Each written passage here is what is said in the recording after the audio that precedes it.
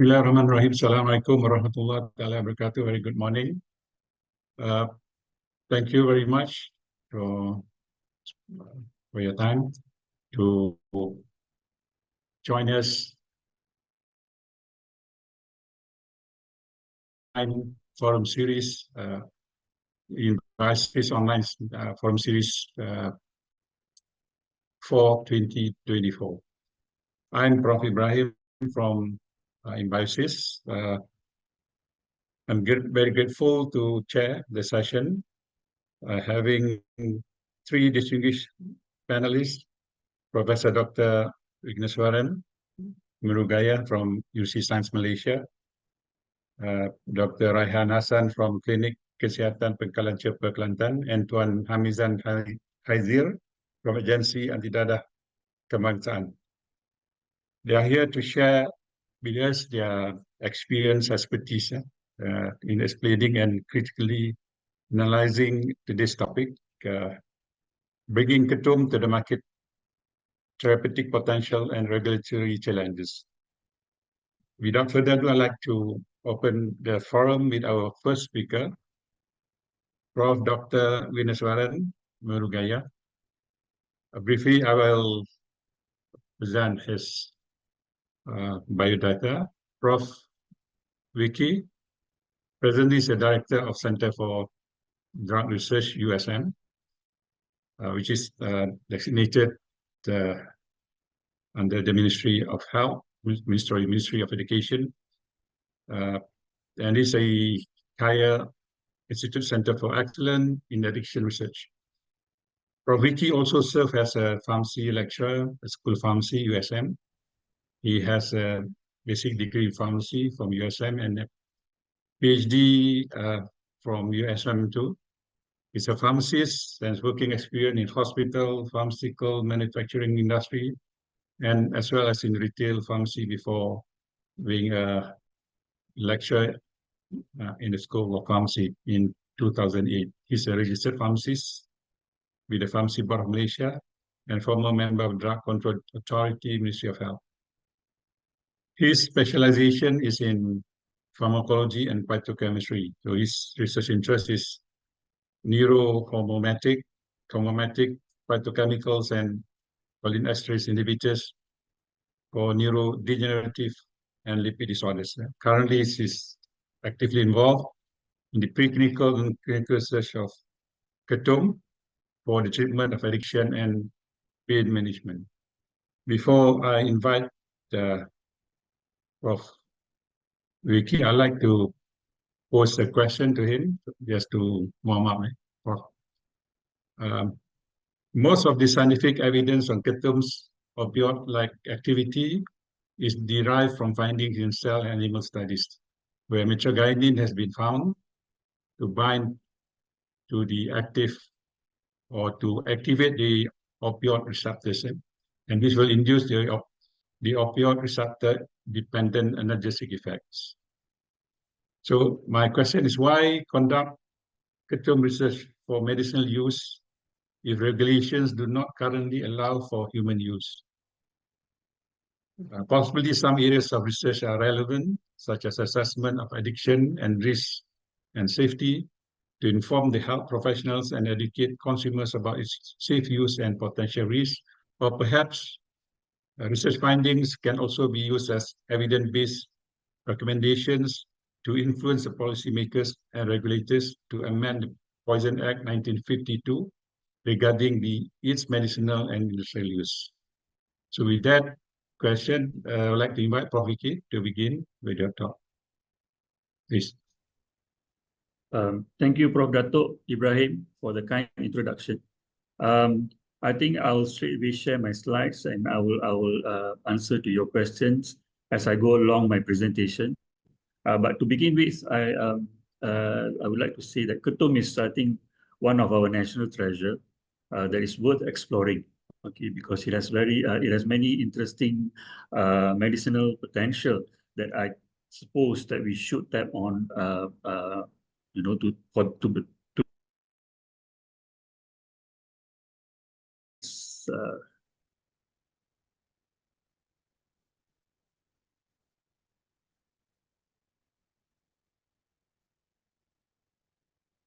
Okay, so thanks again for the organizing committee for inviting me. So my topic, the given topic is bringing Ketum to the market, therapeutic potential and challenges, and I would be basically talking about the research component, okay, from the academia point of view. So this is the presentation outline. I'll go on quite quickly because we have a Q&A session, and in that session, I think anyone who wanted to ask question, you can ask there. So to begin with, I would like to bring to attention these two articles that is published in 1845 and 1907 that indicated or that mentioned Mitragyna speciosa or Ketum as one of the plant that is used to substitute SO, substitute for opium. So this is just to let everyone know that the plant has been used since 1845 or maybe longer than that. Okay, so this is not something new. This has been used for many years or centuries. So let us look into the current research status on Ketum therapeutic effect. So the first one is basically the analgesic effect of Ketum. I think analgesic effect of Ketum has been well studied since 1972. The plant has been mentioned as having anti-nociceptive effects. So beginning from there, I think there are many studies to confirm again and again that this plant basically has a good anti-nociceptive effect or analgesic effect, be it the organic extract, be it the water extract, or the main component, which is the mitragynine. Okay. And in our center, we also work on the plant. Basically, CDR has started to work on Ketum since year 2008, and to date, we are the center that has the most publication in Ketum research. So far, we have published about 143 papers on Ketum in various peer-reviewed journals. Okay. So from our study, we found that the dose ranges for the compound and also the extract differs. Where the compound, you basically use it at a lower dose, 10 to 20 milligram, while the extract you need to go up to probably 200 to 400 milligram per kg. Okay, so this is what Prof. Dato Ibrahim has mentioned just now. Yes, the compounds, if you see mitragynine, it is working on the opioid receptor. And but what you need to also know that mitragynine is not the only one. In fact, mitragynine is not the potent alkaloids found in Ketum that has this opioid receptor binding activity. If you were to see a paper published in 2019, it shows that there are some other compounds which are even more powerful than mitragynine. For example, the 7-hydroxymitragynine, corinoxin B, and also speciotilatin. But what is more important here is you have to also see it is not only working on opioid receptor, but the way it works, the way it binds to the receptor is somehow a bit different from the classical opioid drugs like morphine or heroin or whatnot.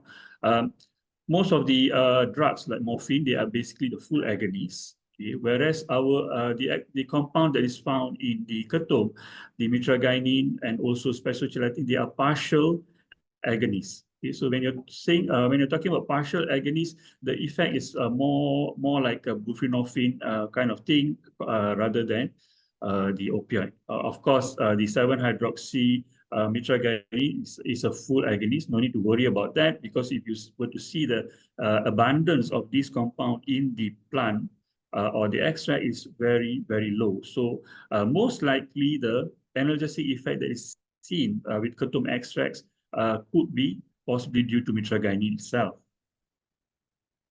And when we talk about opioid receptor agonists, everybody's started to get worried about addiction, about the classical toxicity is related to the opioid receptor agonist. But again, in this case, we need to look at Ketum, or at least we need to look at mitragynine a bit differently, okay, because of these various reasons.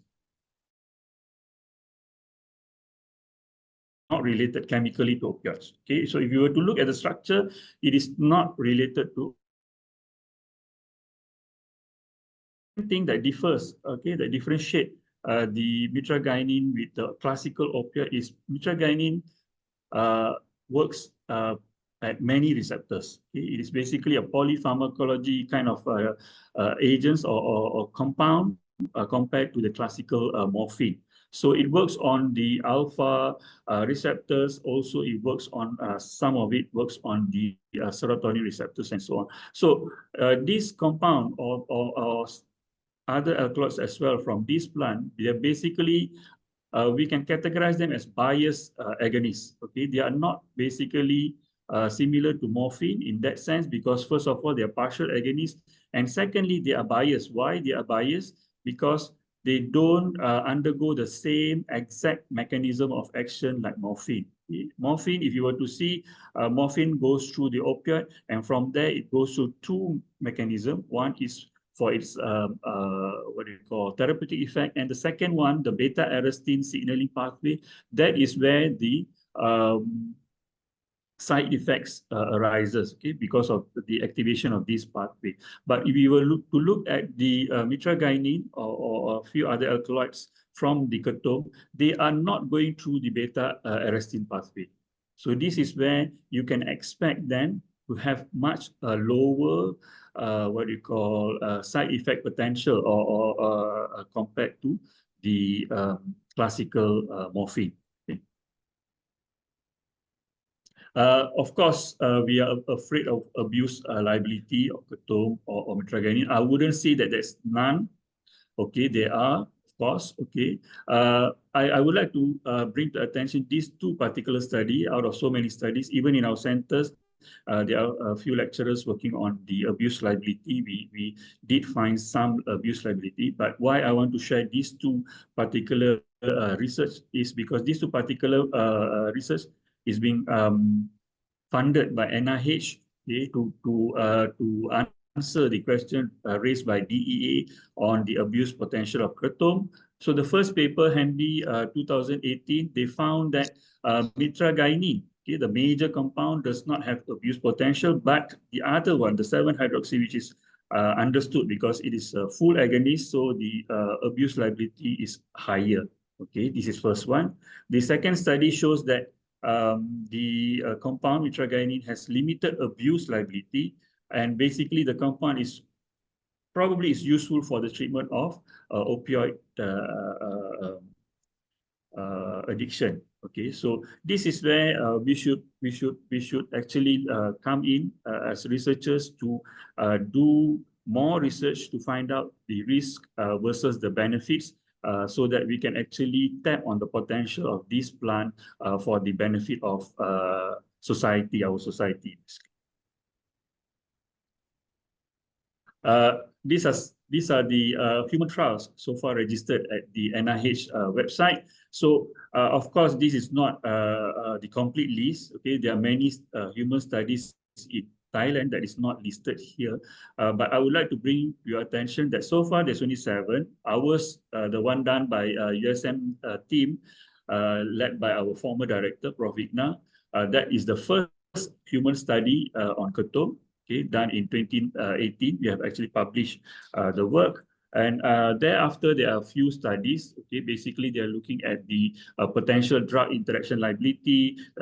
They are looking also at this dose response kind of study. And also, they are looking at the use of Ketum in what you call managing the opioid use disorder. So this was our first study on Ketum for pain tolerance using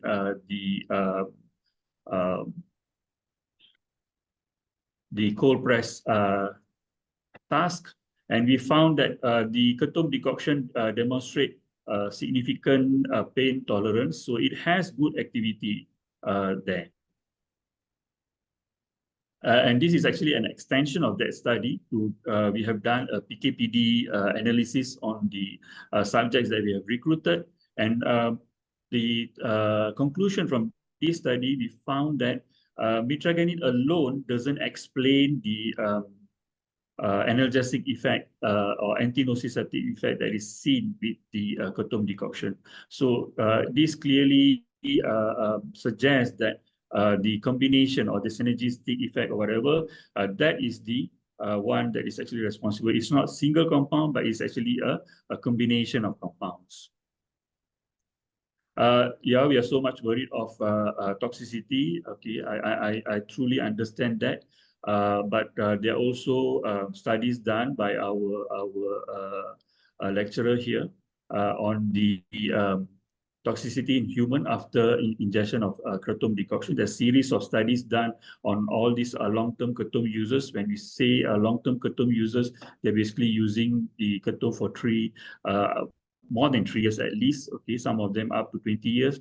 And overall, we did not find much problem. Okay, of course, there are some issues. Okay, for example, the first one, the daily intake of mitragynine 76 to 94, it did not impair the testosterone level, gonadotropins, and so on.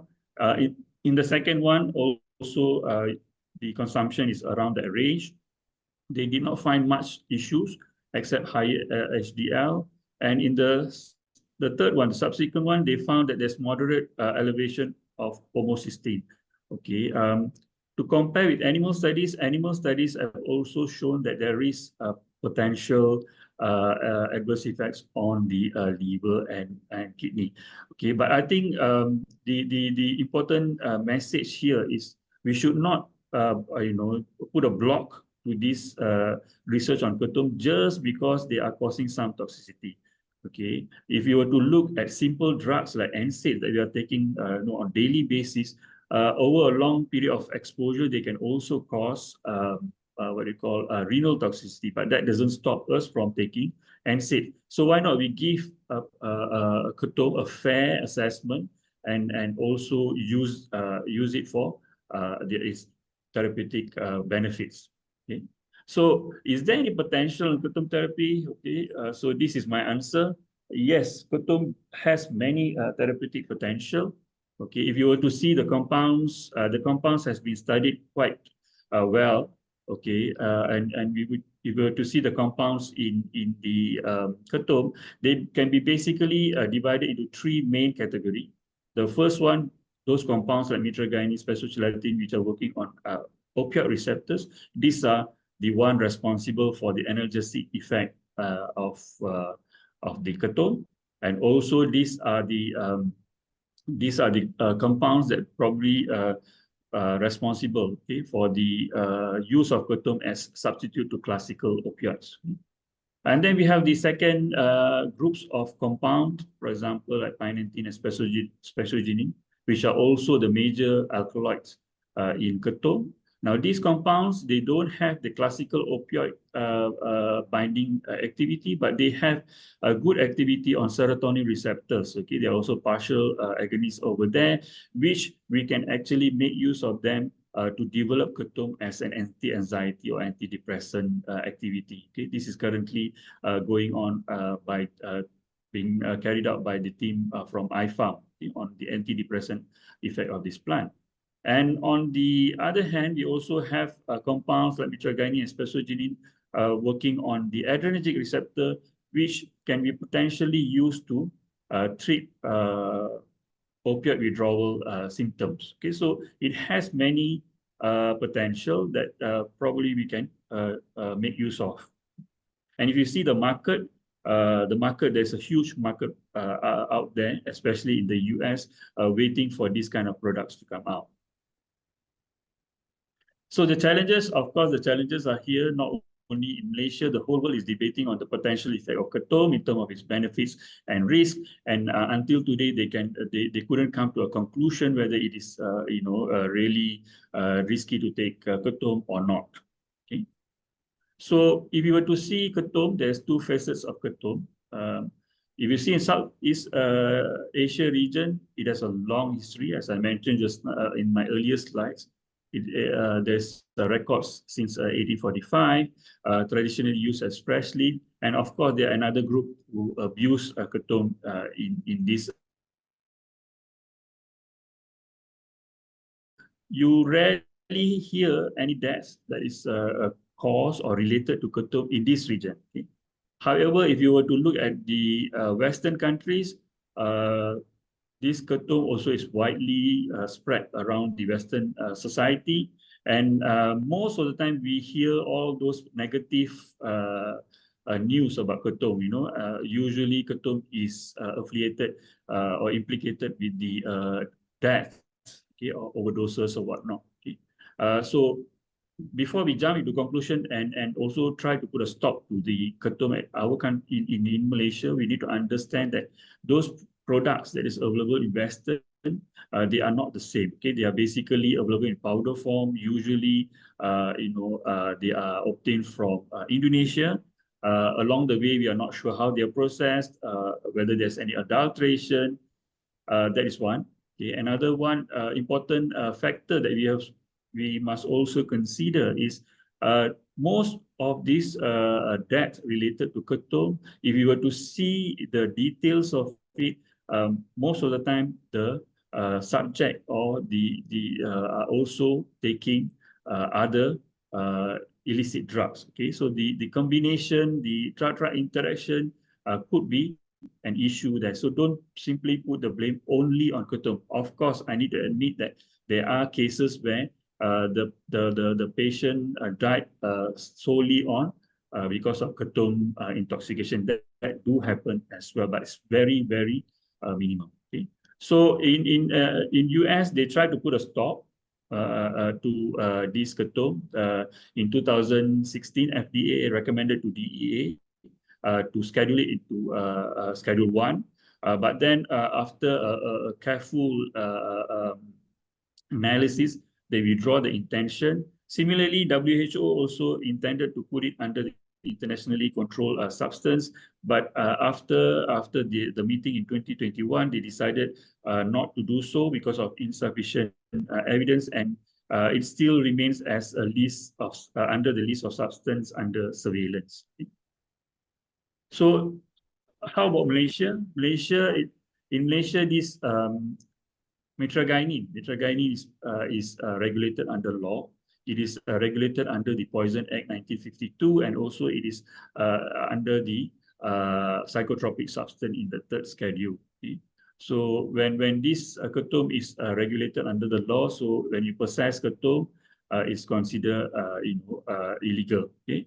But what I want to bring to attention here is there are some exclusion, okay, exemptions being given that certain people can actually possess Ketum for whatever use. One of them is for research,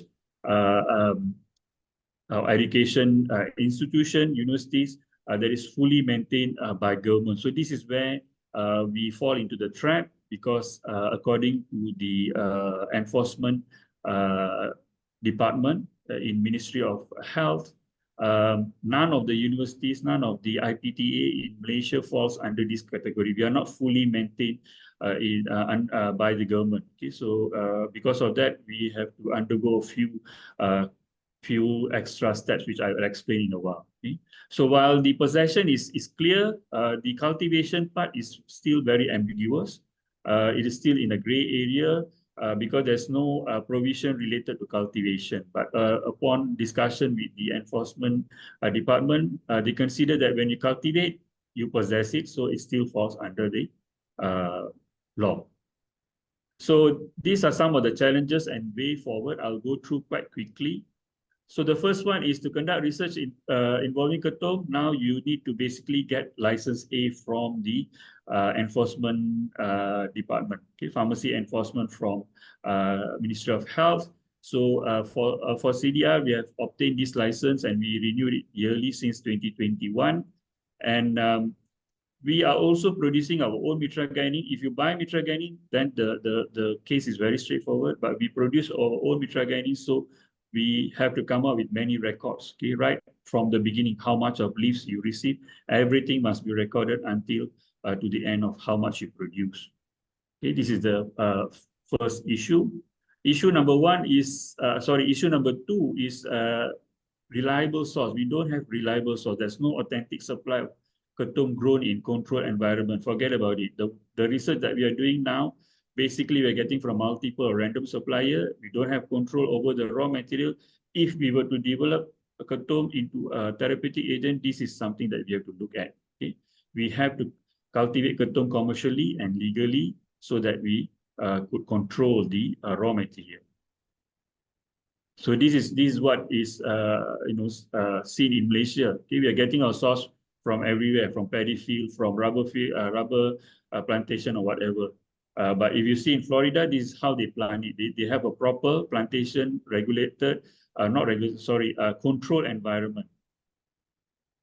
Third, we have an issue of botanical variation. There's so many different kind of leaves that we can obtain from the field, and this is something that we have to also look at if you want to develop Ketum into botanical drugs. Fourth is reference standards. Okay, there's also issue of getting proper reference standards for quality control. You want to develop a drug, you need to have a proper quality control. But for mitragynine, synthesizing mitragynine is really a tough job. Okay, so you need to still get it from the plant. The mitragynine that you obtain from the plant also have issues, poor stability, and so on. So this is something that you will need to look at. We have actually come up with many versions. We have a stabilized mitragynine version. We have also converted mitragynine into salt to solve this problem. Then we also have the next issue number 5. We must have a reliable and robust analytical method for quality control to really see that your products have these compounds consistently. So you must have a robust method. So this is also being looked at CDR. We are working on the analytical method to ensure we can use this for quality control. What is happening in US? In US, they are actually coming out with a plan where to produce a Ketum product, you must actually quantify about 10 alkaloids to be present in the product. Also, lack of uniform dosage form. If you were to see the study, this is also one of the problems that we face in CDR. Everyone is working on Ketum happily, but then each of them are using different doses. They are using different vehicles. They are using different route of administration. And at the end of the day, when you want to actually compare the results, that is going to be a very tough job because there is no uniformity among these studies. Okay, so if you want to develop, this is where we've been advised by NIH that when you want to develop products for human use, you must have complete data right from the beginning. So for that, now we have actually developed a formulation. We have actually developed various formulations. One of these is the mitragynine oral dispersion and also kratom decoction oral dispersion, which is found to be better activity than the normal mitragynine, and also it has a higher bioavailability. Okay. So this is my last slide. Just to conclude on what I've mentioned earlier, Ketum shows interesting medicinal potential. Okay. So definitely he has a medicinal potential that we should not ignore. It is not merely myth, but what we need to do is we need to do more in-depth research, okay, to fully understand its benefits and risks. Okay, so to do that, these are the few things that we can actually consider. We need to do a broader preclinical and clinical studies to assess the therapeutic effect. The therapeutic effects, not so much, but what we want to also see is the long-term risk. Okay? We want to find out optimal dose. This is another thing that has not been settled until today. Okay, we are not sure which dose is the perfect dose or the optimal dose for human use.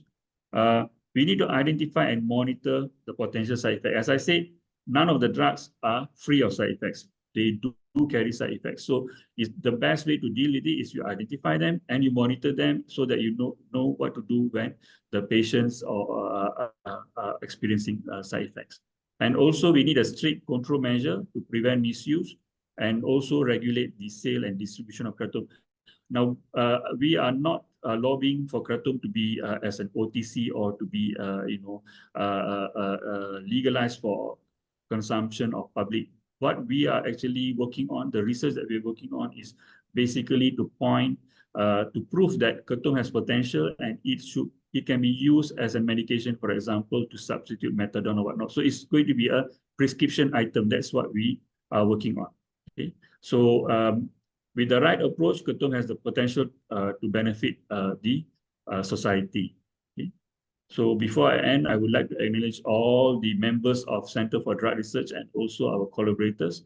Some of the results I've shown are basically work done by these researchers. With that, I thank you for your attention. Thank you, Prof. Vicky, for your excellent interesting presentation, very informative on Ketum, especially research and various aspects, focusing on the psychotropic effect, especially, and of course, a lot of medicinal potential. You elaborated on the risk benefit, and hopefully, at the end of the road, we can come up with the therapeutic use of Ketum, especially for to be used or to be integrated in the primary healthcare system in Malaysia. Thank you very much. So our next speaker is Dr. Raihan Hassan. She's a family medicine specialist with subspecialty in addiction medicine in primary care under the Ministry of Health. Has been working under the ministry for the past 20 years and being a specialist for 7 years ago. And she has experience working as specialist in Klinik Kesihatan Tanjung Malin Perak and various other places all over Malaysia, in Pahang, in Terengganu, and so on. She's actively treating addiction cases and superheaded the addiction service in One-Stop Center for Addiction, or OSCA, at Klinik Kesihatan Kuala Besar, Terengganu previously.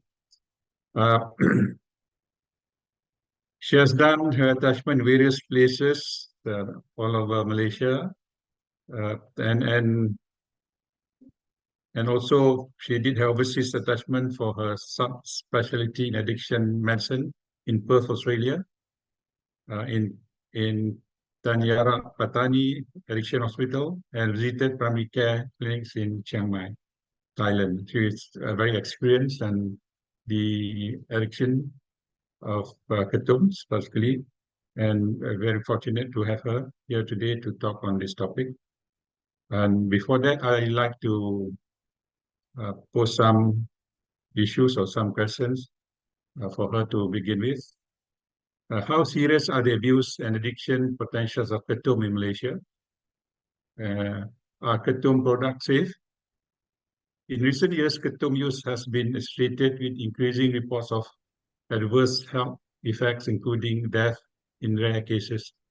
So extensive reports from Ketum users considered alongside limited basic science and clinical research studies suggest that Ketum and its constituents, especially mitragynine and 7-hydroxymitragynine mentioned on Prof. Vicky just now, may in fact have beneficial pharmacological and therapeutic properties. Unfortunately, no well-controlled clinical trials have been performed to date to determine the true risks and benefits of Ketum use in humans. While no well-controlled trials of Ketum humans have been conducted, anecdotal reports or testimonials and larger carefully conducted surveys have shown that people have used Ketum to successfully treat pain and opioid use disorders. With that, I'd like to invite Dr. Raihan to deliver his talk. Her talk. Thank you. Thank you. Yeah.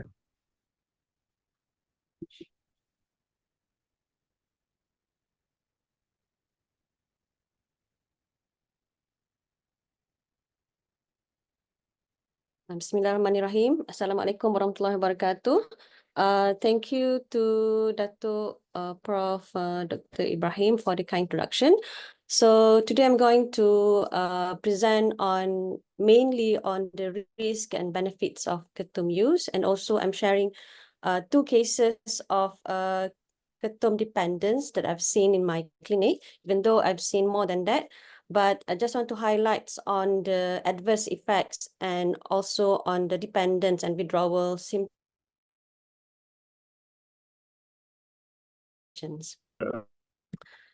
So as we all know, Ketum is actually a tree native to our region, especially on the northern part of Malaysia. But however, in my experience, it is available all over Malaysia, even in Sabah. Okay, so it can be taken in. I can hear the background noises. Is that okay? Okay, so it is almost exclusively taken orally. It can be chewed, even as a powdered leaf, and as a kratom infusion or decoction, and also as a powdered capsule pill, or can be dissolved in beverages. And also the chemical compounds that known as bioactive alkaloids are many, more than 40s, but the most well studied, as been mentioned by Prof. Dr. Vickneswaran, will be the both mitragynine and also 7-hydroxy mitragynine. Okay, so what will be the stand on the Ketum by our WHO? So the Expert Committee on Drug Dependence, ECDD, has put Ketum under surveillance since 2020. Why? Because there is reported cases indicating that there is a potential for abuse, dependence, and harm to public health from both mitragynine and also 7-hydroxy mitragynine. And if that's so, why do people use Ketum? So initially, it has been used to conserve the effects of Ketum itself. So most of the patient want the effect of stimulatory from the Ketum. So it actually gives them energy and also cause relaxation. But is Ketum safe? FDA, Food and Drugs Administration, CDC, as well as NIDA, the National Institute on Drug Abuse, actually has identified several safety issues, mainly or related to Ketum usage. Among them is actually, it may contain harmful contaminants. It has adverse effects range from mild to severe, a very small number of deaths linked to kratom products, and also regarding the drug interactions and long-term effects that can be exerted from kratom usage. So as we all being discussed just now, how actually Ketum compounds work in the brain is actually through mitragynine. It has a partial activation of mu opioid receptors. Opioid means those like heroin and morphine, and also it can give depressant and opioid-like effect. But the other thing that is so special, it may bind to adrenergic receptors, serotonin receptors, and dopamine, in which it may be responsible for stimulant effects. So how does actually Ketum affect the body? So the effect or effects of Ketum to our body, it vary widely because it can produce both opioid and stimulant-like effects. And there are actually lots of factors that can influence the effects, and also about other things that we have to discuss here: adverse effect, drug interaction, and also the long-term effects. So it actually depends on the amount taken by person using Ketum, the potency, the concentration and the strength, the formulation of the product, the way it is ingested, and also if the person is actually using other drugs together with Ketum, and not forgetting those who have other medical condition, mental illness, and also a previous experience with the substance. So in my experience, managing cases in clinic, there are a variety of ways how a patient actually or person taking Ketum. Some of them boil around 2 kilograms of Ketum. Then the duration of boiling would be different. Some boil about half an hour, and some even boil up to 2 hours. And I am very sure that the different duration of boiling as well as the heat will actually may give a different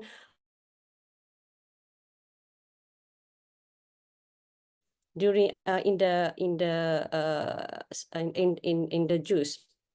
And this actually make difficultiness to predict the effects of the ketum. And some studies or research says that some ketum or ketum products being found to contain contaminants that produce effects not associated with ketum.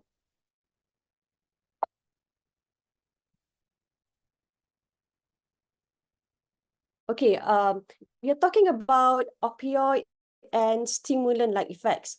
It's actually reported that if ketum is being used at low dose, it may give a stimulant effect, like increase in energy, alertness, and rapid heart rate. That's why there are reported cases for people in northern part of Malaysia has been using ketum during a kenduri or gathering, just to have these effects of increase in energy. And however, larger dose may produce opioid or sedative effects. This actually has been, most of my patients that using large dose, like a very concentrated of ketum, and if they are using in a longer duration, like more than 1 year, they actually presented with opioid withdrawal symptoms when they are trying to stop taking ketum. And the problem is, yet there is still no establishment on amount or method of consumption that can cause the effect, the exact amount that can exact the or give the stimulant effects.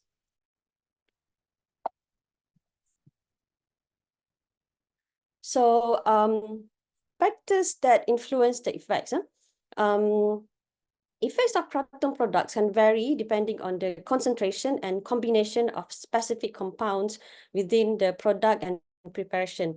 And in my observation during my my clinic days, when I'm managing ketum patient, there are some just chew the leaf of ketum, but most of them boiled. And there will be a difference between home preparation, means if they make the juice just for themselves, or make for a commercial preparation. Means if they preparing the juice for commercial, they will usually use a larger amount of ketum in one time. For example, like 5 kilos in a big pot.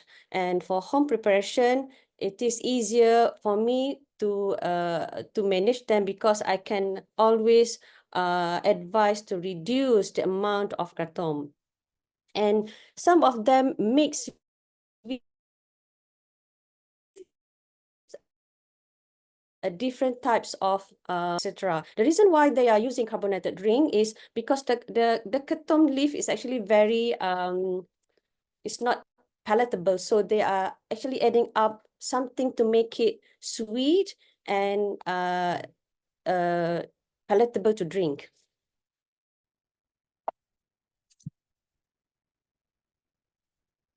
How about the adverse effects that can be produced by ketum? From reports, it ranges from mild to severe, and there are reported cases, patients or persons who are using ketum presented with mild symptoms, for example, like nausea, vomiting, constipation, dizziness, and drowsiness. But there are also some serious adverse effects, even though this is rare, like presented with mental neurological symptoms, confusion, tremors, and seizures, as well as heart and lung problem with hypertension, slow breathing, liver problem, and also small case of death. In my experience, there are patients presented with seizures, but those who are presented with severe or adverse effects, usually people or person that using other drugs together with ketum. For example, they are adding up with other anxiolytic drugs, or taking together with morphine or heroin together with ketum, just to enhance the effects of ketum. And how about long not still well understood the long-term health effects because there are not so many studies. But there are case reports saying that it may be associated with serious liver problems. And the most important thing is, like what I've mentioned before, patient or users may experience withdrawal or sign symptoms of substance use disorders, mainly addiction and dependence to Ketum. So the issues is here is how much Ketum is considered safe and how long does it take before person who are using Ketum may develop tolerance to Ketum. So the question is Ketum addictive? So before that, I just want to explain what does it mean by addiction or dependence. So mainly when a person comes with these 4 symptoms, we can say that most probably or definitely that person is dependence or addiction into something. Like compulsiveness of usage, still want to take Ketum even though there are lots of things happening. They loss of control in using, they're still using despite consequence, mainly the main consequence, and also the presence of craving towards Ketum. And when you diagnose someone to have dependence or addicted to something, we usually follow substance use disorder diagnostic and statistical manual of mental disorders, the DSM-5 criteria. And withdrawal is actually one of the criteria to be for someone to diagnose as having addicted into Ketum. And studies shows people experience mild to moderate withdrawal symptoms when they stop regular Ketum use or Ketum use. And what data says, the same thing. Some have Ketum-related withdrawal symptoms, and the symptoms is actually more of opioid withdrawal. It's similar with when a person is addicted into heroin or morphine, and the person who are using Ketum is actually have these opioid withdrawals.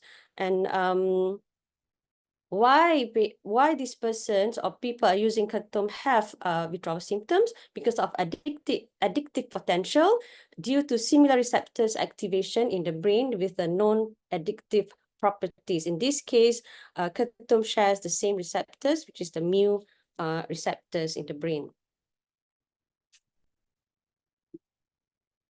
So does Ketum has therapeutic usefulness? There are reported use of self-medication, a variety of disorders, mainly mild illness like pain, opioid withdrawal, opioid use disorders, anxiety and depression. And I also have one patient who are using Ketum to treat diabetic. Fortunately, he only used only 1 leaf to boil as a drink every morning. And also Ketum also has been known as a traditional medicine in some countries. But we definitely need more research on this to know about or to discuss or to confirm the therapeutic level, and is there an influence on the preparation, duration of preparation, and also are there any difference between Ketum who are being grow in the northern part of Malaysia? Is there a difference from, let's say, if they grow in Johor? And also, does a different subspecies has different effects as well as drug interaction? Therefore, our World Health Organization recommendation will always be the consideration on the traditional use and investigation into possible medical application, because there is still insufficient evidence to recommend a critical review. Thus, Ketum is to be kept under surveillance by WHO. I will share 2 cases that I've seen in my clinic, just to highlight on the withdrawal symptoms that my patient has. The first case would be a 23-year-old male, a food courier and he has been drinking Ketum juice for 2 years, only Ketum. And there was one day he went to my clinic and asking for help because he had developed few symptoms. The first one is he noticed that he had developed tolerance for the past few months, means he need to drink more. Previously, he only drink like 1 or 2 glasses in a week, but over months, he drink like 1 liter a day, and he had to spend about 20 ringgit per day. And he also had developed withdrawal effects when he tried to stop, mainly a body ache and poor sleep, and also the most debilitating would be the cravings toward kratom. And the main reason why he came to see me is because he started to have financial problems with kratom that he need to buy every day. He spent more than 500 per month just to buy Ketum. And the next case would be 25 taking Ketum for 5 years, and at the day when he saw me, he drink about 4 liters of Ketum every day, and he want to stop drinking, and the motivation would be because he really wants to go for honeymoon. And he tried many times but failed because of the moderate, even severe withdrawal symptoms explained by general body ache. He had developed diarrhea, abdominal cramps, and craving, and also the kratom addiction had affecting social life, relationship with wife, financial, as well as working work problem to him. So in these 2 cases, you can see that just drinking Ketum, it can cause addiction and can give many problems, including social problems to Ketum users. So as a conclusion here, we really need more studies, especially on the therapeutic dose, and we need to educate on the Ketum users on the risk and potential of tolerance and dependence on high dose, and also prolonged usage of Ketum. Thank you.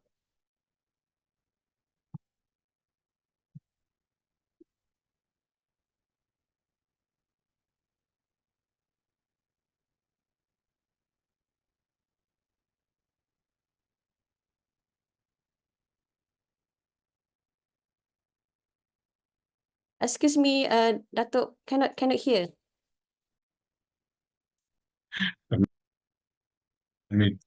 Unmuted my. Yeah. Okay, thank you very much, Dr. Raihan, for very interesting, excellent presentation, very informative, especially on the Ketum use in Malaysia, the risks and the benefit of using it, as you rightly mentioned. More research need to be done, especially on the dose and the concentration to be used and the therapeutic level. And it's a still big problem in Malaysia. Of course, it's minor if compared to opioid addiction, like morphine and so on, cannabis. But still, Ketum has been used for so long as a stimulant, as mentioned, and low dose by people, especially the farmers, and is being abused maybe due to the high doses used by mainly the younger generation for their narcotic effect and for their because of and due to this they have a lot of side effects causing withdrawal syndrome and so on. Thank you. So I'll go to the third speaker. Let me invite Tuan Hamizan Haidzir. Okay, before that, Dr. Haizan, sebelum tu, I'd like to introduce Tuan Haji Hamizan bin Haidzir. He's the Ketua Penolong Pengarah Operasi Bahagian Penguatkuasaan dan Keselamatan Agensi Anti Dadah Kebangsaan Kementerian Dalam Negeri. He has a degree in basic degree in psychology and a master's degree in Pembangunan Sumber Manusia. Competency in international certified addiction professional or ICAP level 2 issued by the Global Center for credentialing and experiences now currently in AADK, the Agensi Anti-Radikalisasi Kebangsaan, and he's the Director, Pengarah Pusat Pemulihan Penagihan Narkotik or PASPEN, Ketua Penolong Pengarah Antarabangsa, Penolong Pengarah Pencegahan, and various other posts. So, Hamizan, before that, I'd like to pose some questions to you, just to warm up. Okay, on legality of Ketum. As you all know, mitragynine is listed as a psychotropic substance under the Poisons Act 1952. The law states that any activities related to possessing, selling, using, transporting, processing, importing, exporting of Ketum are considered illegal and can be prosecuted. Import, export, manufacture, sale, and possession of mitragynine is listed as a criminal offense under Section 30 of this Act. So the law only states that it is an offense to possess Ketum leaf or Ketum drink because it contains mitragynine, which is listed as a controlled substance under the Act. So, but the cultivation or presence of naturally growing Ketum is not prohibited by any law yet in Malaysia. At present, the planting of Ketum is not an offense, but when it is picked, possessed, sold, and exported, then it becomes an offense. So the current laws, it is a matter of opinion, do little to prosecute Ketum addicts for rehabilitation due to no available Kratom test kits, which can assist the enforcement agency to arrest and prosecute Ketum addicts. So the National Anti-Drug Agency does not have a special rehabilitation program yet for Ketum abusers yet. So with that statement or question, I'd like to invite our next speaker to deliver this talk. Okay. Silakan Cik Hamizan.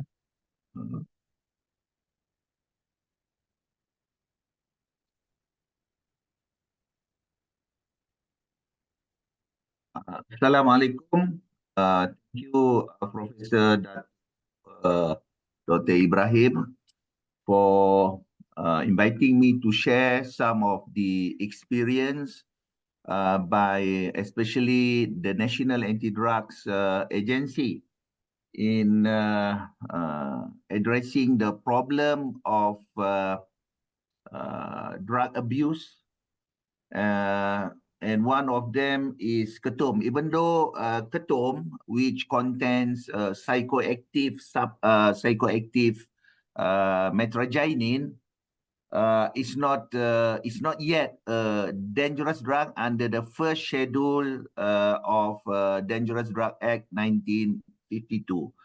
For your information, recently there is an amendment to our Drug Dependence Act, Treatment and Rehabilitation 1983. And one of the amendment is the inclusion of schedule, the third schedule under the Poisons Act 1952.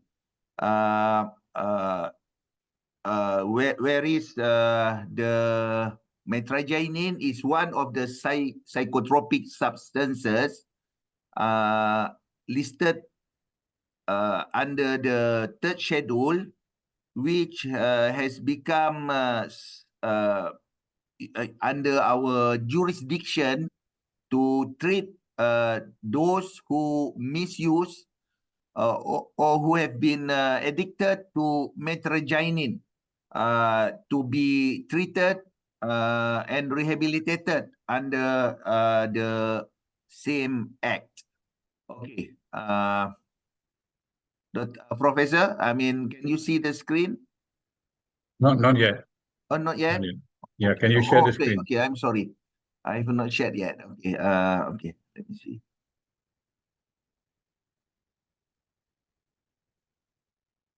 Okay.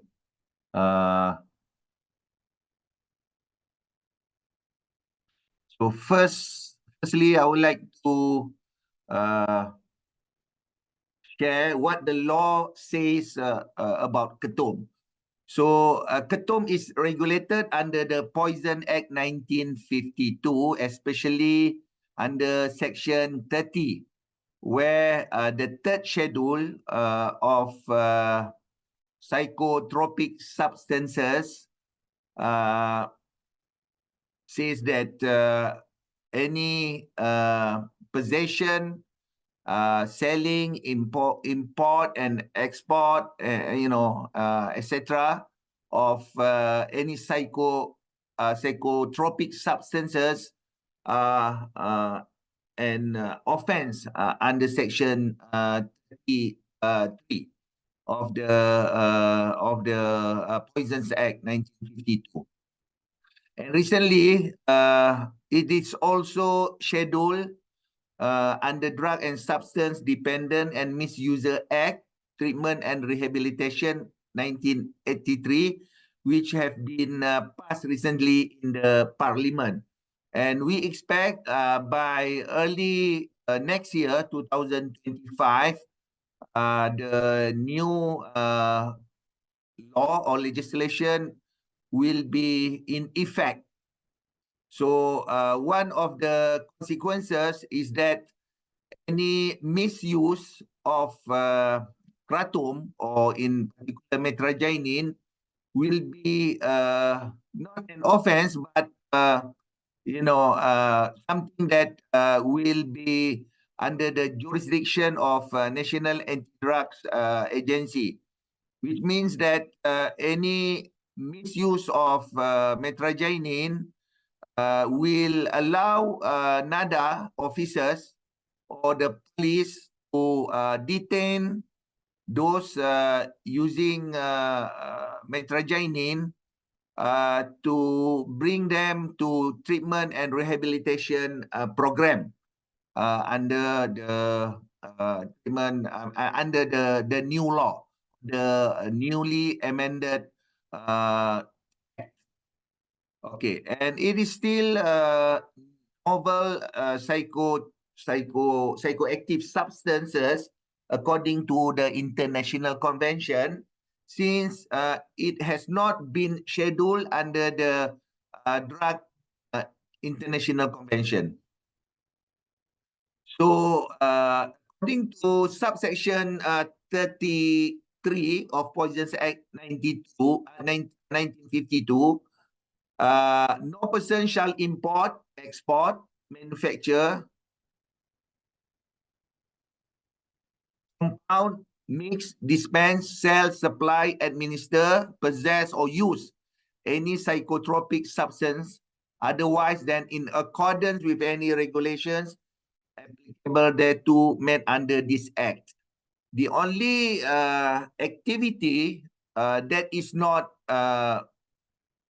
mentioned in this provision is the plantation or the planting of kratom tree, which is indigenously grow in Malaysia and some other parts of Southeast Asia, such as Thailand and also Indonesia. So, so according to this provision under the Poisons Act, no one shall process or sell or even use kratom because it is a psychotropic substance which is regulated under the Poisons Act.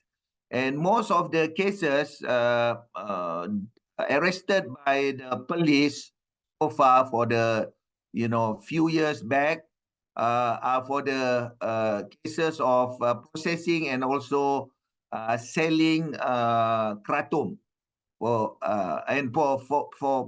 possessing kratom, not for using kratom. This is due to the limitation of metragynine screening test available. But for your information, our agency, National Anti-Drug Agency, has already obtained a metrogynine screening kit to detect metrogynine in the urine of the suspects. And for next year, we are going to procure or obtain more metrogynine screening kit, so that we will be able to enforce the newly amended act I mentioned just now. Okay, according to subsection 35 of the same act, the penalty has been recently increased to 100,000 ringgit, from 10,000 ringgit to 100,000 ringgit, or to imprisonment for a term not exceeding 5 years, or both. Previously, the imprisonment is for a term not exceeding 4 years. So it has been increased to 5 years, okay, or both.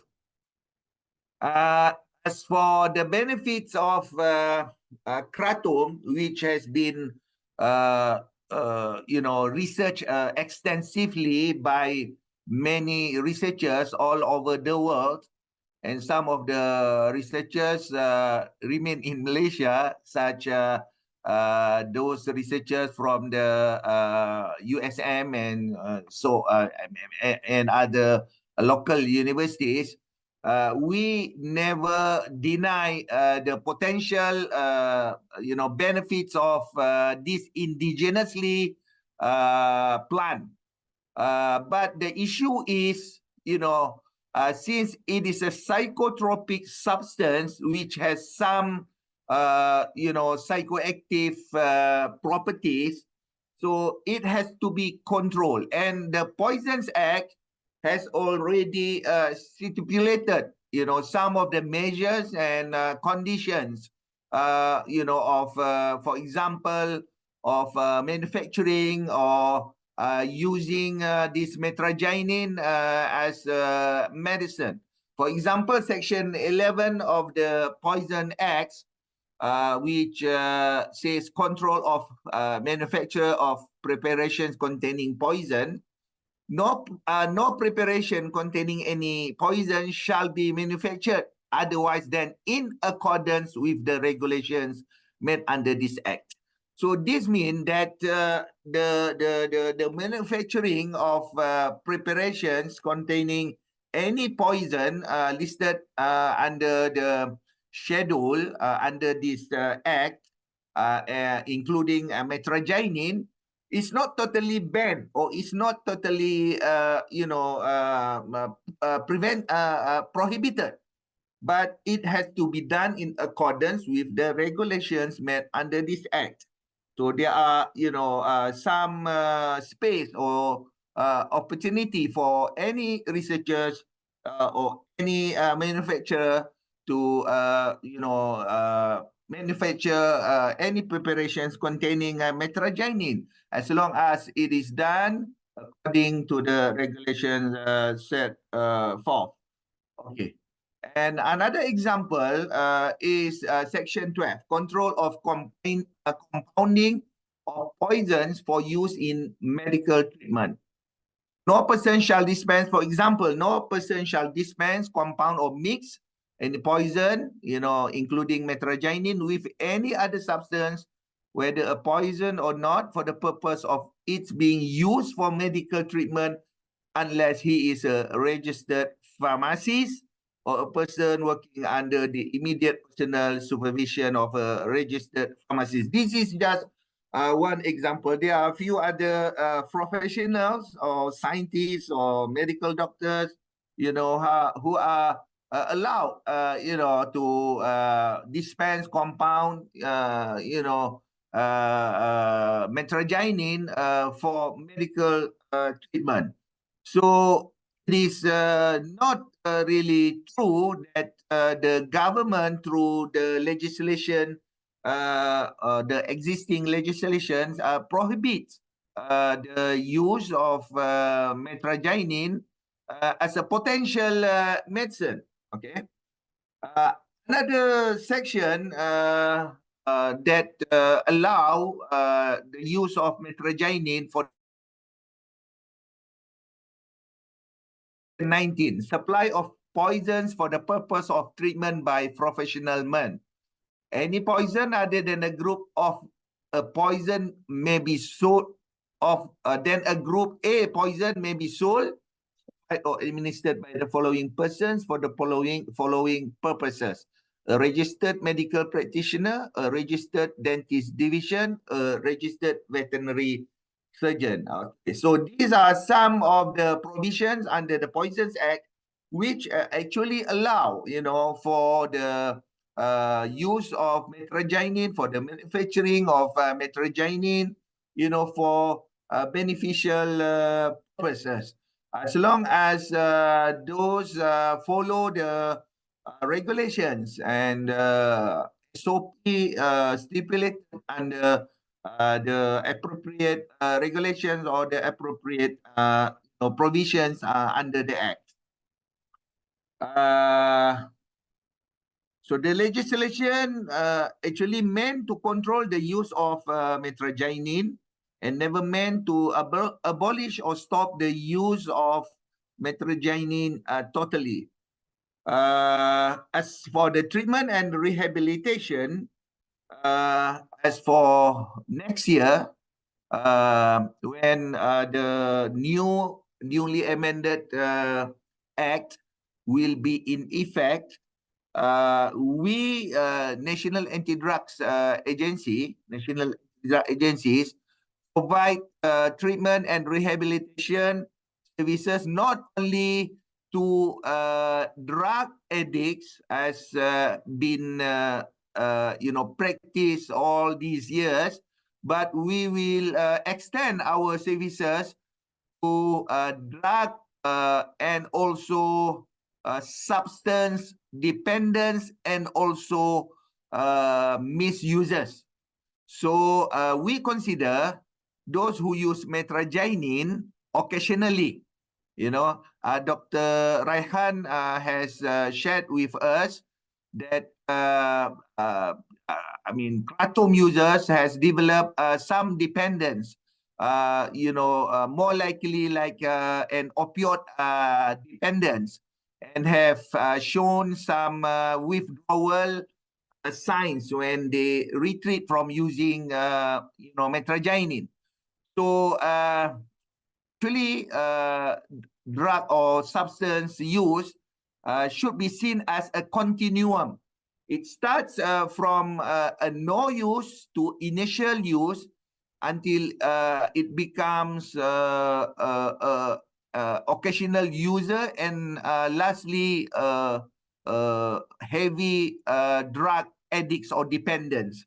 So depending on the severity of use and symptoms developed by Ketum users, which might end up to the heavy metragynine dependence, we provide extensive, or a range of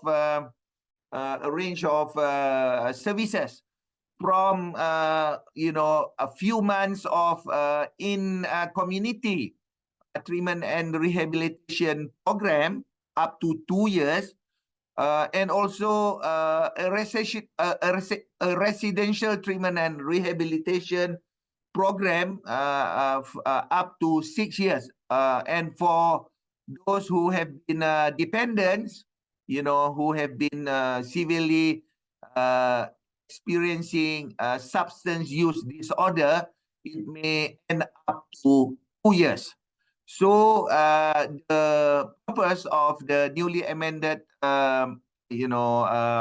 Act, is to offer or to provide as early as possible intervention to any substance misuser, including metragynine misuser, so that they can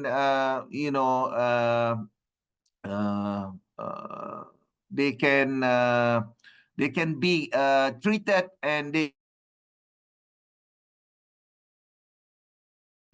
substance including metragynine. So Vickner, the first presenter, when he said that Ketum has the potential benefits for the society if supported by extensive research and stringent regulations, so that may not be abused or used inappropriately. So whatever we are trying to do, I believe in a principle laid by Islamic jurisprudence, which says fa'al mafasid awalan min jalbil masalih, which means preventing harms precede acquiring benefits. We know, we believe the potential benefits, and at the same time, it is our obligation to prevent or to minimize the harms that using Ketum might bring to the persons and also the society. With that, I end my presentation. Thank you.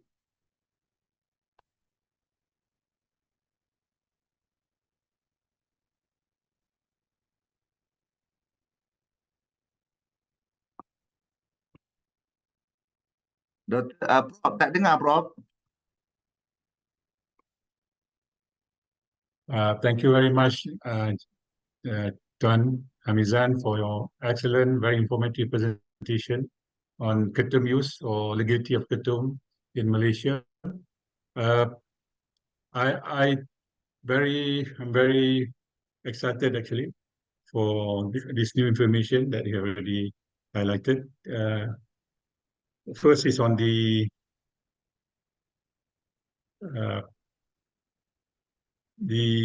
Drug and Substance Dependent and Misuse Act, Treatment and Rehabilitation 1983, which will be enforced, I think, especially on various aspects. One is the use of metragynine testing kit in urine, and most probably aggressively going to implement this to enforce this beginning next year. And also on the rehabilitation program for Ketum addicts. This is very, very good, interesting. Something that is, to me, very positive to treat, to manage the Ketum users. And also the increase of penalty from 10,000 to 100,000 K. That's a very good deterrent for these people. Very interesting. So a lot of questions been raised by our participants audience. I'd like to begin Q&A session. I'll start with question. Some questions are directed specifically to one of you, and some are a very open question. So I'll begin with question one.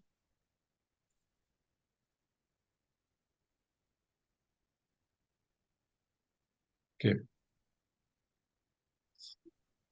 Question from Dr. Wan Hafiz from UITM. Which institution have the analyzer to detect the Ketum or its analytes in blood to help in diagnose Ketum toxicity? Anyone to take that? Maybe I think Hamizan, you mentioned about the metragynine testing kit just now. You may elaborate on this. So actually, they have been manufacturer of metragynine screening kit in the market. The price for, of course, is much higher than the screening kit for ordinary drugs such as methamphetamine and also opiate. And of course, it is only a screening test, by using the strip, metraginin strip paper. We have to send it to the lab under the Ministry of Health, located in the government hospital. Or to the lab under the Department of Chemistry.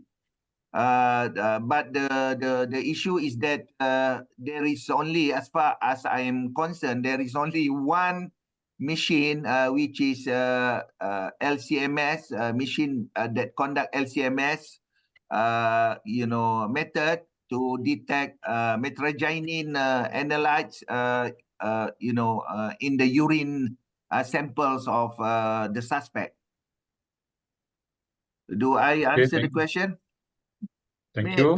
Maybe Professor Vickneswaran Maybe has Dr. something Vicky to can add. respond to that too. Yeah, I totally agree with Tuan Hamizan. The one in urine is basically more of a qualitative. So it will tell you whether it's there or not, but it will not tell you how much there is. And also, like what Tuan Hamizan has mentioned just now, so far I think there is no lab that can do a complete mitragynine or Ketum analysis. So we at CDR, we have actually developed the method, and it is now ready for use. And we have actually offered our service to the PDRM recently, where they want to check the level of these compounds in the blood. So that can be done here as well. Prof you. Vicknes is the one that you mentioned. Dr. Darshan is part of your team. Yes, he is part of our team. We welcome the the innovative finding. Thank you. Tuan. Thank you. Vicknes, Thank you for I have a question. Yeah, Dr. Raihan. Can you actually detect from blood, as what the also question, second Yes, question from the actually the method that we develop is using the LCMS. We can quantify the amount in blood, in urine. We have also developed method. I mean, we are doing some experimental work. So we have also developed method where this method can be used to analyze the amount of the Ketum alkaloids, including mitragynine, in the brain samples of the animals. So we can actually test in various biological samples for that method. Thank you for the response. Another question, this is from Aspitan. A question is, if we have a source of plant species like Ketum, which department of Ministry of Health should we get the approval from? Maybe Hamizan want to respond on that? I'm not pretty sure, but I believe it has something to do with the the pharmaceutical division, or because the pharmaceutical enforcement division has some role in the poison they call it the lembaga racun. The poison board, the poison board. So I'm not pretty sure, but I believe you may contact the pharmaceutical enforcement division headquartered in Paling Jaya. Yeah, I can add on that. Yes, it's correct, Tuan. We need to contact the pharmacy enforcement department at the National Pharmaceutical Division at Petaling Jaya. But my answer for this, definitely they won't give you approval. Because the approval is not given for public, even to companies. So far, they only give exemption or approval to all those institutions doing research, but not for commercial yet. Probably they will, but not now, I think. Okay, thank you. Okay, I the would third like to add question. on that, Yes, Prof. okay, Ibrahim. Hamizan. Yeah. Prof. This is similar to can be allowed by the minister, but only to public servant researcher.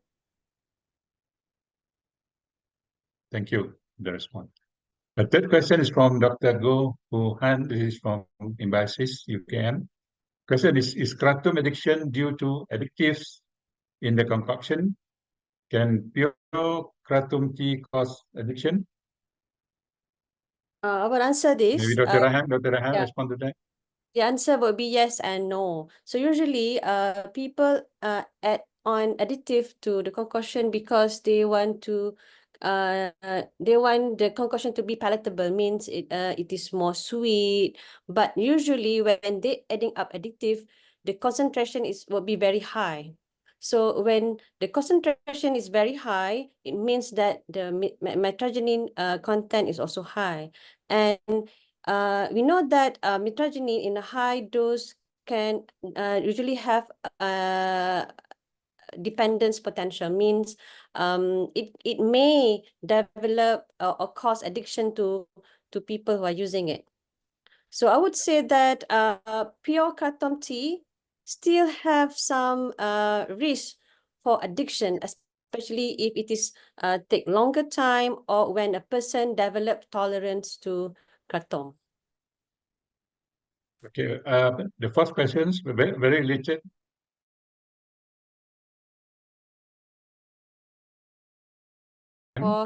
Yeah. The question is, different individual has different tolerable doses for kratom, or maybe Yes. both on mitragynine 7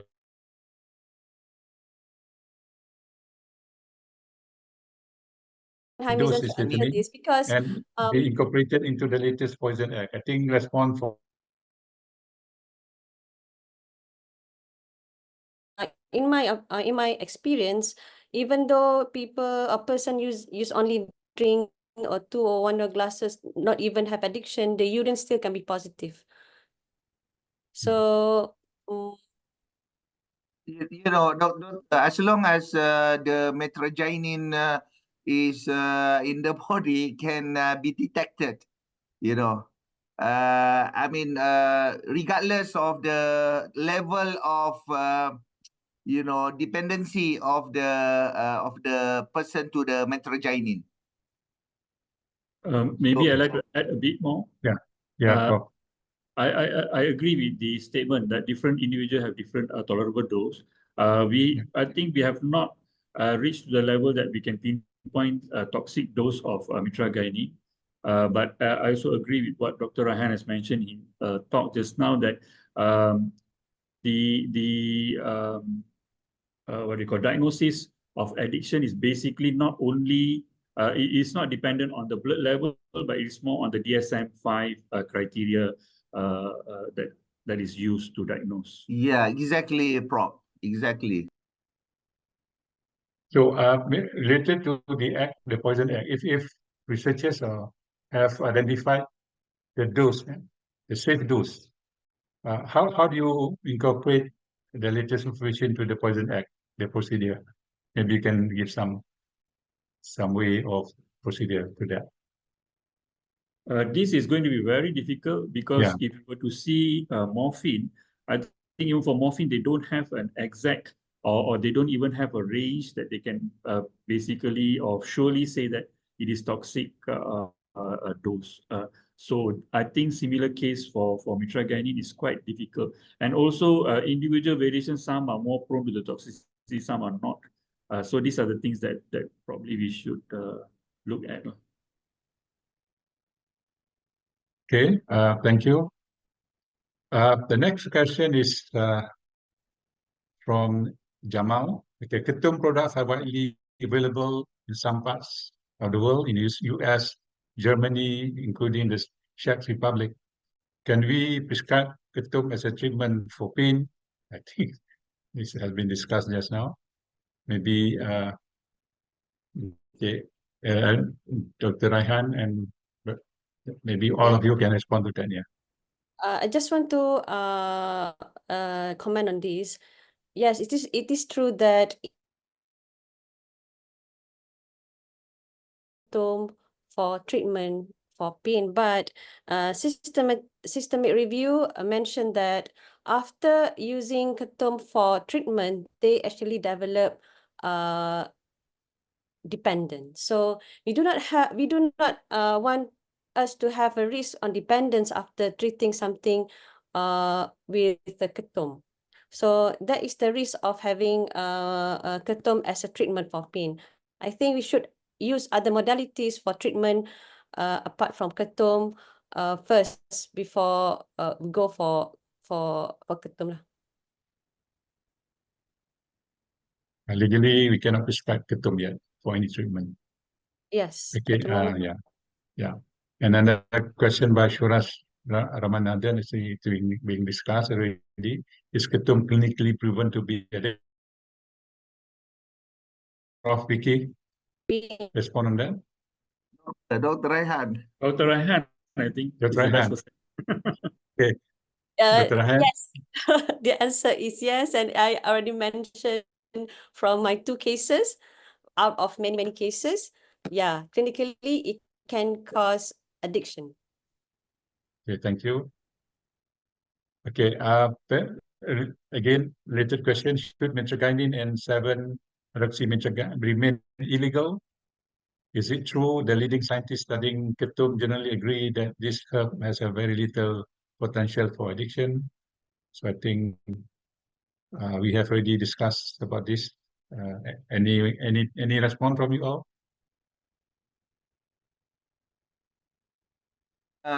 Little I believe more extensive research has to be done so that Okay. the medicinal potential of Ketum can be studied more, and the harm of it can be reduced to the minimum.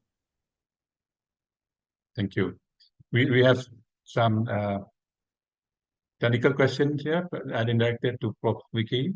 While applying LCMS method, did you develop the standard yourself, or did you get the standard from anywhere else? Can anyone who have LCMS use the right recipe or the right method to acquire the same results? Thank you, Prof. Yeah, for the LCMS method that we currently develop at CDR, the standards we isolate ourselves. Firstly, because not many of the standards are available commercially. Mitragynine, yes. 7-hydroxy, yes, but the rest are not. Even when you buy the commercial standards, the stability is always an issue. By the time they reach here, probably after 2 months, the stability is no longer there. So we usually isolate ourselves. And the second question, can anyone? Yeah, sure. The method is applicable as long as you have the same method applied on the same kind of setting. Okay, thank you, Prof. Next question is from Shurash Ramanathan. Will you recommend Ketum to manage addiction or chronic pain if its use is regulated or given under doctor supervision? I think this has been mentioned a bit by Dr. Raihan and also by Hamizan just now. Maybe can elaborate on that, Dr. Raihan, and then followed by In Dr. my Hamizan. opinion, I would recommend Ketum as a management for addiction of chronic pain because of the various factors. First is how do actually we prepare the Ketum? What is the dose will be different in terms of preparation? How many leaves can we use as a treatment? So because of that, I don't recommend Ketum as management of addiction in my point of view as a doctor, until we have a very clear result on the therapeutic dose. I would like to echo to what Dr. Raihan has said. I totally agree that Now, this plant has potential, but then we are still not there yet. Okay, it has to go into a pharmaceutical dosage form that is more, the more stable. The dosage are more accurate and things like that before we can actually give it to a patient. But if we can achieve one of the option. Yeah. Tuan Hamizan, you want to respond on that? I Okay. think would be suffice.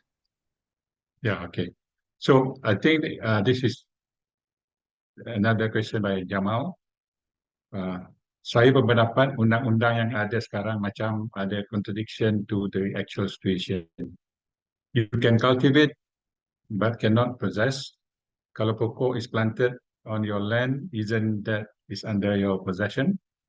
Anything planted on your land is legally yours, is your possession. The law also states it's not for import or export because it's under the Act. But why restrict for export when the clients overseas lives in a country or state that allows the use of Ketum? Indonesia has legalized export of Ketum. What the other parties in the other countries' legal framework is non-concerned because it's allowed and legal. So why Malaysia? Okay, it's very controversial question. I think difficult for us to answer because you are questioning the Act. But I invite Tuan Hamizan to respond to this. Okay, this is my response. It might not be, it might not reflect, the real reason behind it. But these plants, Ketum plants, grow indigenously in Malaysia. I mean, it's readily available. Especially in the northern part of Malaysia. Behind, the villages' houses, So we actually have proposed few years back so that even the planting of this tree made illegal, but so far it has not been successful yet. I know it's very difficult, when you have this plant, just behind or in front of your house, then it is very difficult to stop someone or even other strangers from picking the leaves or any parts of the trees of Ketum. So I mean that is my response to the first one. As for the second one, I mean, it doesn't matter whether the other countries has made it illegal or legal. When it is a law in your country, in Malaysia, to export, so, it is illegal. Thank you. Thank you, Chair Hamizan, for your response. But I have a last question here from the participant by Dr. Hafiz. So I think it's difficult to diagnose Ketum toxicity if there's no proof, it's not proven. So actually we have no idea how many people are already affected that is fatal by Ketum toxicity. Maybe Dr. Raihan can respond on that.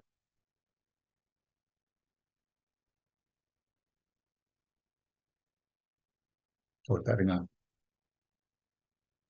Usually, yeah, I agree on that because usually people who are using Ketum only will never go to clinic to ask help because they don't actually have any problems. But they start to have problems when they develop symptoms like dependence, tolerance, or affecting their social life and so on. And also when they take Ketum with other drugs. For example, taking with other stimulants like pil kuda or ice, then only they will come and ask for help. And then, yeah, it's difficult if patient just come or just have just drink Ketum only, because less like what reported being reported by the case reports, the symptoms or the signs will only be just mild to moderate. Thank you. I think we come to the end of Q&A answers, but before we end the panel discussion, I'd like to have some words or some words of advice or some of opinion on each one of you. I'll begin with Prof. Vicky. The way forward to do Ketum research in Malaysia, what are the areas that they should be given priority? I know USM is focusing on the psychotropic parts of it, and I think you're doing very well. So what is the future direction of Ketum? This is in line with the legality and also, of course, the problem of abuse and so on. So, Prof. Vicky. Thank you, Prof. Dato, Ibrahim. I think my take-home message is Ketum is our national treasure that we can embark on for its potential, but it has to be done in a very structured manner so that we can develop something that is at par with the pharmaceuticals, and then we can actually use it for its intended therapeutic benefits. Okay, so we need to actually engage or embark more on the research to first of all find out what is the optimal dose that we should use. Secondly, what are the risks that is involved so that we know how to monitor the patients or taking this kind of treatment in the future. So we should do more research, structured research to answer all these questions. And I foresee that Ketum has a good potential that we should not be, just ignoring, because you should understand, while we ignore or we ban Ketum, countries like US, they are working on it very aggressively. They are actually doing a number of clinical trials. They are doing clinical trials on the mitragynine itself. They're also doing clinical trials on the Ketum as a whole. Also, this kind of thing is happening in Canada. So if we are not looking at it from the positive point of view, we may lose things to others. Thank you. Thank you, Prof. Dr. Raihan, on the risks and benefits of Ketum use in Malaysia, how do you Thank you. propose it to improve the side effects, especially the or illegal use of Ketum leading to withdrawal syndrome? Thank you. Thank you, Prof. Dato. I think the most important thing is to avoid misuse of Ketum. Do not just go and buy because you don't know what does people put in the preparation, especially for those who are buying. And please identify the signs, symptoms of addiction when you are drinking Ketum, especially the 4 C's, the compulsiveness of usage, when you're losing your control of drinking, when you are having cravings, and another thing is when you are develops withdrawals when you are trying to reduce the dose or when you are trying to stop. When you are having those symptoms, please come and see us in the clinic, because Ministry of Health has actually provide Klinik Kesihatan with a special unit, addiction unit, what we call as OSCAR, One Stop Center of Addiction, in which we are trying to expand the services all over the Malaysia through our health clinics. Thank you, Dr. Raihan. And finally, but not least, Hamizan on the legality of Ketum. Very interestingly, as you know, there's some suggestion in recent years to bring Ketum into the Dangerous Drug Act from the Poison Act, but it was turned down. And also proposal by many people, especially politicians, to make Ketum as industry, legal industry in Malaysia, export it to other. In fact, if you know, Indonesia is the largest exporter of Ketum, although it's still illegal. So the situation in Malaysia is related in relation to the Poison Act and also the Tanah Kerajaan Negeri, because they have different act also. So what do you think about the future of Okay. Ketum regulation in Malaysia? Yeah. Okay, thank you, Prof. I have 3 points to share with all the audience. First, the legislation on Ketum, namely the Poisons Act, should be reviewed from time to time so that the research community will be eased to do more research, so that the potential benefits, as mentioned by Prof. Ibrahim just now, could be explored. And then the second one, for those, rakyat or citizens, please do not prescribe your own medicine by consuming metraginin. See a professional medical doctor, just like Dr. Raihan. And the last one is please stop misusing metraginin or kratom. And if you have developed addiction in kratom, please come forward to appropriate professional for the proper treatment. And lastly, next year, AADK, the agency that I work for, will start to fine you who misuse kratom, so that not to punish you, so that you may receive proper treatment. Thank you. Thank you, Hamizan. Thank you. We come to the end of the session. I'd like to thank all our distinguished speakers. Very good opportunity to have you all online, and also for your willingness to share with us your knowledge and experience on this topic, bringing Ketum to the market, therapeutic potential and regulatory challenges. I'm sure it has opened up our view and gave us some ideas on the challenges and market potential of Ketum, especially in Malaysia. So I'd also like to thank all the participants for spending your time with us today. Before we say goodbye, let us immortalize this session by switching on your video. The technical team will kindly assist with the photo session. So let us switch on your video and smile. To all participants, kindly switch on your camera for photography session. To all participants. Okay. 1, 2, 3, smile. Okay, another one. 1, 2, 3, smile. All right, thank you everyone. Thank you. So